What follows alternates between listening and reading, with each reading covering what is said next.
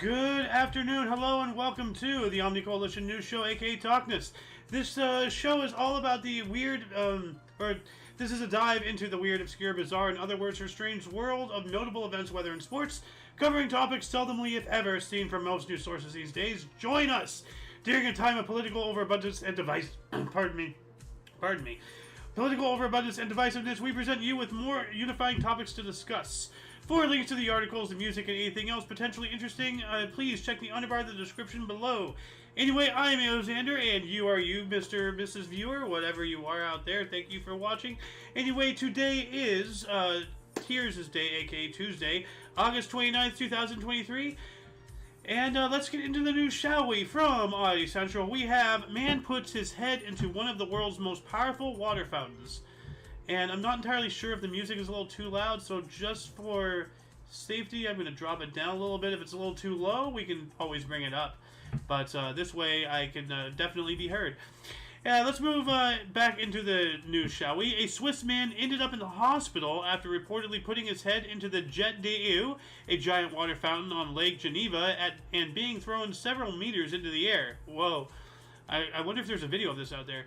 According to eyewitness reports, the 20-something man, whose name has not been revealed, somehow breached the security perimeter around Geneva's famous Jet d'Eau water fountain and put his head into the nozzle of what is essentially an extremely powerful water cannon. The Jet d'Eau pumps out 500 liters of water per second at a speed of 200 kilometers per hour to a height of 140 meters or 460 feet into the air. When the water spouted out of the fountain, the young daredevil was catapulted backwards by the force, which was actually a lucky outcome considering the alternatives. However, this was only his first attempt. Seemingly not one to be content with having survived a giant water cannon shot to the head, the Swiss man once again climbed the Jet d'Eau, this time in an apparent attempt to embrace it. When the powerful jet of water shot out of the fountain, it sent the man flying several meters into the air, from where he crashed onto the cement platform and the jet platform around the Jet d'Eau. The man managed to get up from his fall and threw himself into Lake Geneva, from where the police, alerted by eyewitnesses, ended up fishing him out. He was rushed to the hospital to have his injuries checked, and his condition remains unclear. So there's a little bit more to the reading, and there's a video, I think, here, about the water fountain, at least, actually, and I'm gonna like to see that later. But yeah, as I need to get back in the practice of saying, please go to the links. All of these articles that we're going to cover are already down there. So please go to them. They put in all the work, all the research. We're just reading them for you. Go give them the foot traffic. It's only right. We're going to move on up. More from Audio Central. This keyboard-inspired puffer jacket can be yours for $623. I'll pass. Niche fashion brand Liminal Workshop has created a unique-looking puffer jacket featuring 54 individually placed 3D padded keyboard keys. Made of water-resistant nylon, the Liminal puffer jacket features key zipper pockets, a hash key zipper pull, and an adjustable waist. However, it's the unique aesthetic that makes it worth the £495 or $633. Whether you like it or not, it's hard to argue that the keyboard-inspired design is something completely new in the fashion space and can be considered a work of art. Plus, all those padded keys may actually come in handy on a cold winter day. Or if you're out snowboarding and you totally screw up a thing and you eat shit, you know, that if they're really padded, that can actually be some nice little armor, honestly. That's pretty cool. The keys are like pockets and such, and you know, I wouldn't buy it for $623, even if I had the money. But maybe, you know, eventually in the future the price will come down, and maybe I might get one of these actually. So I recant my statement earlier. This is actually a pretty cool thing. Because hell, I mean, if you're like out hiking or whatever and you like fall off a cliff, this might help you survive. I don't know. I don't know how good that padding is. Anyway, let's move on up here. More from Audio Central. Scientist wears giant bird head for a year to befriend real birds, but fails. No shit. A Japanese scientist studying the languages of birds wore a giant bird mask on his head for an entire year in order to trick a nest of great tits to allow him to approach them. He was just simping for the tits. Toshishita Suzuki, an associate professor at the University of Tokyo, recently shared a bizarre photo of a man wearing a giant bird head on Twitter. It turns out that the photo taken somewhere in the forest of Nagano Prefecture shows a fellow scientist who decided to wear the disguise for an entire year in order to get close to a nest of great tits without triggering their distress calls. Ornithologists and bird behavior experts have noticed that certain bird species were capable of remembering human faces, and that they would, and that they would stop their usual chirping to put out warning calls whenever they saw these individuals approaching. Having wound up on the tits blacklist, the Japanese scientists decided to disguise himself as a giant bird in order to approach the birds and study their chirping. And yeah, no wonder that didn't work, bro. Like, dude, animals may not be intelligent, but they're not stupid, you know? Like, birds have been around for far longer than us. They're not going to be fooled by such a blatantly obvious, you know... Yeah. It's surprising that he's in academics. Like... I'm not going to say anything about his intellect, but yeah, the picture speaks for itself. Anyway, let's move on up. More from Audio Central. Would you pay $450 for a unique picnic dangling 295 feet over a thundering waterfall? No, I will not. No. You mean, oh, you expect me to pay you to go there? No. What? Even if you pay me? No, hell no. You expect me to pay you? Are you out of your mind? A Brazilian adventure film is offering thrill seekers the unique opportunity to enjoy a picnic at a wooden table suspended above the thundering Cascada de Sepultura in the state of Rio Grande do Sul. The breathtaking experience recently went viral thanks to a short clip posted by a U.S. citizen couple who found it while looking for special things to try in Brazil. In the video, Christiana Hurt and her rapper boyfriend On Point Like Ope can be seen casually enjoying some snacks and a glass of red wine at a picnic table suspended on a bunch of metal wires high above Cascada de Sepultura. The whole experience apparently lasts about 15 minutes and costs $450, but it's definitely something you'll never forget. Yeah, no. I'm very good. Like, because all you need to do is, like, you know, fumble and, like, try to catch something, fall off your seat, and now you're gonna die. Like, hell no. Nah, no. I'm good. Let's move on up. Man gets struck by lightning twice in 5 minutes. Wow. Bad luck. A Chinese man can consider himself extremely lucky to be alive after being struck by lightning twice in less than 5 minutes. The chances of a person being struck by lightning during their lifetime is about 1 in 15,300, which is much lower than it seems, but the chances of getting struck by lightning twice are significantly lower. There is a reason why they say lightning never strikes in the same place, and yet sometimes incredible things do happen, like a person getting struck by lightning twice in just 5 minutes. Liu Nan was outside his home in Zunyi, China's Guizhou province, during a thunderstorm last month when he saw a white light before losing consciousness and falling to the ground. He barely had time to register what had happened when they saw the bright light again and once again got knocked out. Like, get down! Stay down! Like, wow. And that must be the exit where it came out of in his back. Oh, jeez. He's lucky to be alive twice. And unlucky to get hit. Like, is he lucky or unlucky? Like, or is he just neutral? Like, did it cancel each other out? Is he right back on square one? Like, how do you rate that, and how do you validate the requirements for your ratings? Let's move on up to another source here from UPI. We have a men attempt world record with 153 hugs in 1 minute. And actually, I might actually want to toss my hat into this ring. Because I am a hugger. So... A serial Guinness World Record breaker teamed up with a social media star to break the world record for most hugs in 1 minute. David Rush! Yes! Who has broken more than 250 Guinness World Records, and Josh Horton, a YouTube and TikTok star with 30 world record titles of his own, teamed up to attempt a record together in Los Angeles. The duo decided to take on the record for most hugs in a minute by pair. Rush said the record used to require prospective breakers to drop their hands to the side after each hug, but that requirement was apparently dropped with Anthony Anderson and Darius Rucker set the record at 138 in an episode of Carpool Karaoke.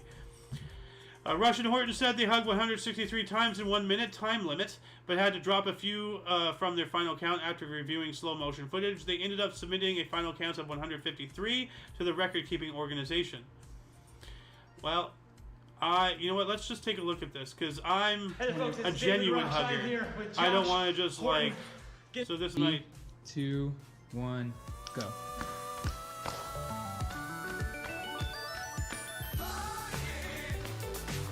With practice, I can go much faster than that. Yeah. I'm gonna have to think about that. More from UPI. Author found after message in a bottle from Ireland reached New Jersey. Huh. A man who found a message in a bottle from Ireland on a New Jersey beach was able to connect with the woman who wrote the message in the summer of 2019. Frank Boger of Wildwood was cleaning up trash on the 14th Street beach with his wife Karen and granddaughter Autumn when they found the message in a bottle. The note, dated July 17, 2019, was signed Aoife. Aoife? Greetings from Ireland, the note read. I have thrown this bottle into the sea for someone to find another day. Maybe it traveled down to Africa or to Iceland. I won't know if someone found this, but I hope it gets found. Boger's discovery went viral online, eventually coming to the attention of Bray, Ireland resident Aoife Byron. Byron said that her father was watching the news on TV when a story came up about the discovery and called her in from the other room. Well, cool. It's really, really cool. What else do we have? Idaho restaurant assembles world's longest Philly cheesesteak. Pennsylvania, your creation is getting taken from you. What are you guys gonna do? Come on, you take it back. An Idaho restaurant unofficially broke a Guinness World Record by assembling a Philly cheesesteak sandwich measuring 722.8 feet long. The Main Street Grill in Lewiston, operated by Happy Days Restaurants, hosted the record attempt in the city's 17th Street alleyway. The restaurant's team, aiming for the goal of 700 feet, assembled a Philly cheesesteak measuring 722.8 feet, beating the current record by 72.5 feet. Well, alright. That's pretty cool. The current record was set by the Steak Time Bar and Grill in Mamesburg, Ohio, which created a cheesesteak measuring 650.3 feet long. So, yeah, and there's some more things, but please, I'm going to incentivize you. Go there and read it. Let's see here. Move on up. Pilot brings Texas girl's lost doll home from Tokyo. Aww. This is awesome. A pilot came to the rescue of a U.S. girl doll, an American girl doll accidentally left behind at a Tokyo airport by a 9-year-old Texas girl. Rudy and Celeste Dominguez discovered after returning to the United States from their trip to Bali in Indonesia that their daughter, Valentina, was missing her doll, Beatrice. The doll was last seen on a plane in Tokyo where the family had a stopover on their flight. And, the parents posted about the lost doll on Facebook, and the post came to the attention of James N., a American Airlines pilot based out of the Dallas-Fort Worth area. So, obviously, of course, he did make it to the returning the doll to the girl, but if you want to read the story, please click the link in the underbar. Let's move on up. Wisconsin man's wedding ring returned after 14 years in a lake. A Wisconsin man who lost his wedding ring in a lake near his home had it returned to him 14 years later. Mike and Tracy Croning, who have a home on the shore of the Turtle Flambeau Flowage near Mercer, said they were visiting Swimmers Island with neighbors in 2009 when Mike lost his platinum wedding band while tossing a kid into the water. Platinum, that's expensive. The couple said they made regular trips to the Swimmers Island but never found any sign of the ring. Turtle Flambeau Flowage and Trude Lake Association said in a Facebook post that another visitor to the area recently found the ring and turned it over to the association in search for its owner. And then eventually, obviously, it made it back. So that's pretty cool. That's really cool.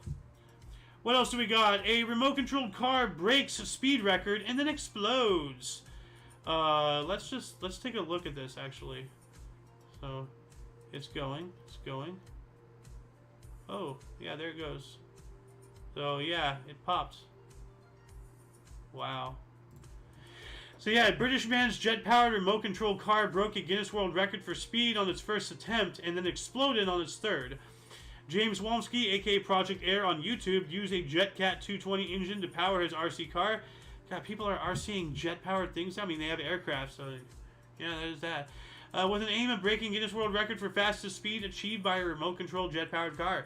Womsky took his car to the radio-operated Scale Speed Association event at the Landvetter Airport runway, where he clocked a speed of 94.76 miles per hour on his first run.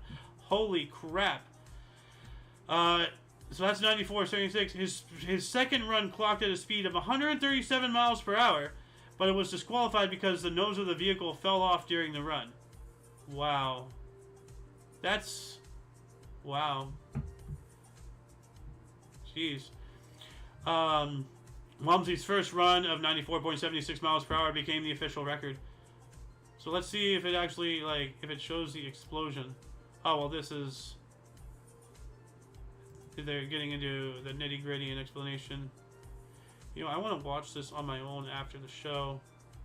So, you know what? I'm just going to do that. How do I... there we go. Alright.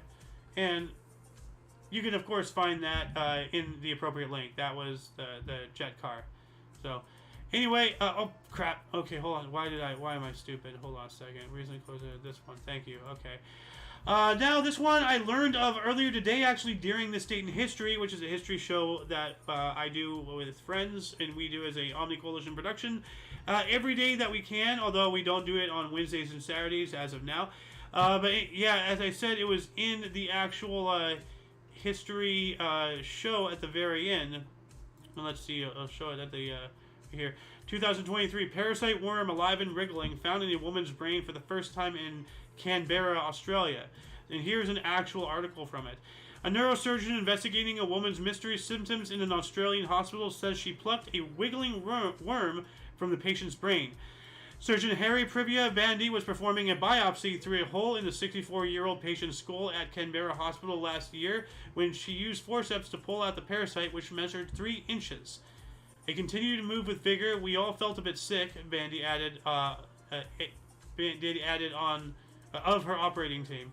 So, the creature was the larva of an Australian native roundworm not previously known to be a human parasite, named Ophidioscaris robertsi. The worms are commonly found in carpet pythons. Bandy and Canberra infectious diseases physician Sanjaya Sanayake are authors of an article about the extraordinary medical case published in the latest edition of the journal Emerging Infectious Diseases. Yikes. And this just reminds me about, like, you know, that fungus that takes over ants' brains and everything, and the whole, like, I think it's like The Last of Us with, like, the clickers, you know, like they're blind, but they're like echolocation and such, and that's kind of the same thing as that parasite with the ant's brain. I can go on about that whole thing. You know what, let's bring that into the peanut, actually. Give me one moment. Okay, there we go.